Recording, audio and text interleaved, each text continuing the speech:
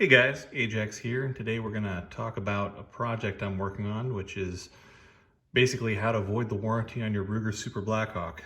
I got a hold of this frame. It's a Super Blackhawk that some well-intentioned individual had case hardened, which is a bad idea on these because the process of case hardening is basically heating these up in the presence of carbon after a polishing job, and then the carbon impregnates the steel and creates this beautiful, classic cowboy look. The only issue is that in the heating up and the cooling down, you can absolutely destroy the heat treat in these frames.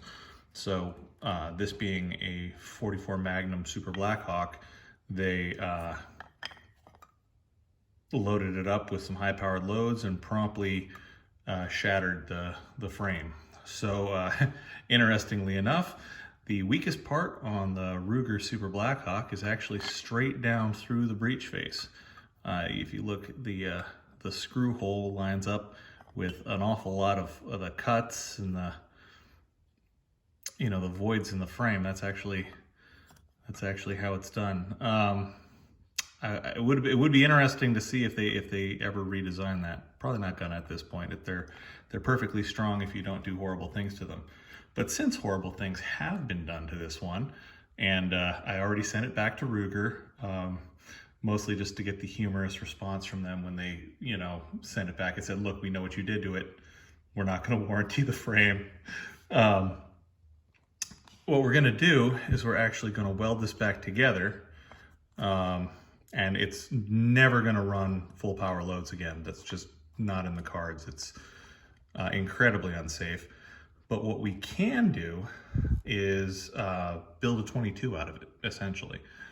So what we're going to do is we'll weld it back here, and then we'll leave the serial number intact, and we'll cut it at the top here, and then we'll cut it up here, and we will extend it out using a piece of good quality steel to make a long frame that's open, right?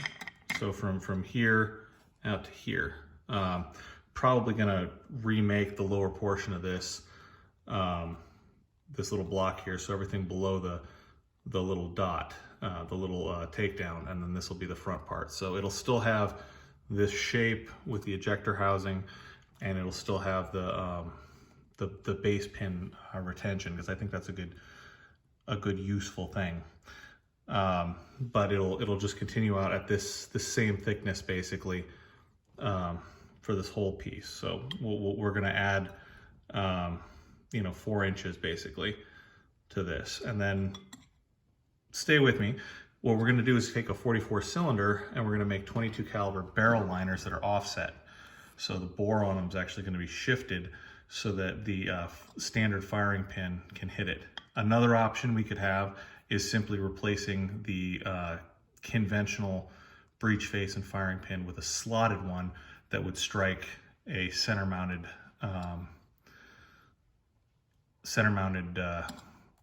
barrel on the edges, like just a V shape. And actually, now that I'm talking about that actually sounds like a fairly reasonable thing to do. The only issue is going to be retaining it and how much re-engineering we're going to have to do. So we're going to have some thoughts on that basically. But then it'll be a side loading. We're not going to have any kind of an ejector rod on this. The closest we're going to do is probably some kind of an underbarrel held, like a ramrod, like for a muzzle loader, that we can use to knock the cartridges back. We're not going to have any barrel forward of this. It's going to be a Peperbox. So I think it'd be fun. There's barrel adhesives that you can use. So once we turn these to the exact dimension of the inside of the cylinder, the cartridge, they'll just glue into place. We'll align them, they'll glue into place, and then we can go from there. I've been toying with the idea of adding a Picatinny rail to it, and I think that just for funsies, I think I'm gonna make it a cone hammer, like the the first pattern C96 broom handle Mausers. I think it'll be fun. But the first step is gonna be, we've got to go through all of this with a grinder basically and V-notch as much of it as we can. And then once it's V-notched, we'll go through and we'll put a bunch of weld in. We're not gonna have a rear sight, so this is gonna get welded solid. And then we'll have to mill it flat probably, or not, haven't decided. And probably gonna mill it flat. And then just run some kind of optic. It's gonna be very Firefly, you know, sort of a neo-retro, you know, space western kind of thing. This actually lines up pretty dang well. There wasn't any distortion on the frame when it was broken. It goes right back together. I have to, before I can weld it, I need to machine a brass pin to go in each of these holes because I want to keep those from getting anything in them. And then we're gonna have to make some fixturing to get it. I think I'm probably gonna start on the top because that's that nice big fill area, and we'll tack it. We'll tack it, and then tack it, and then tack it, and then we'll burn it in. At which point there's gonna be problems. There's always is, and we'll have to go in with either files or you know, a Dremel with some kind of an abrasive and clean up the frame, just, you know, from any over welding that happens. But there's very little force that we need to, you know, cover against. You know, you can basically put your hand, if you have a plug barrel, like you can take a Ruger Mark I and put your hand over the bolt to hold it forward and pull the trigger, and it won't hurt. Don't do that at home. I make no representations, but 22 is not a tremendous amount of kinetic energy. So once this shouldn't, the weld should hold just fine.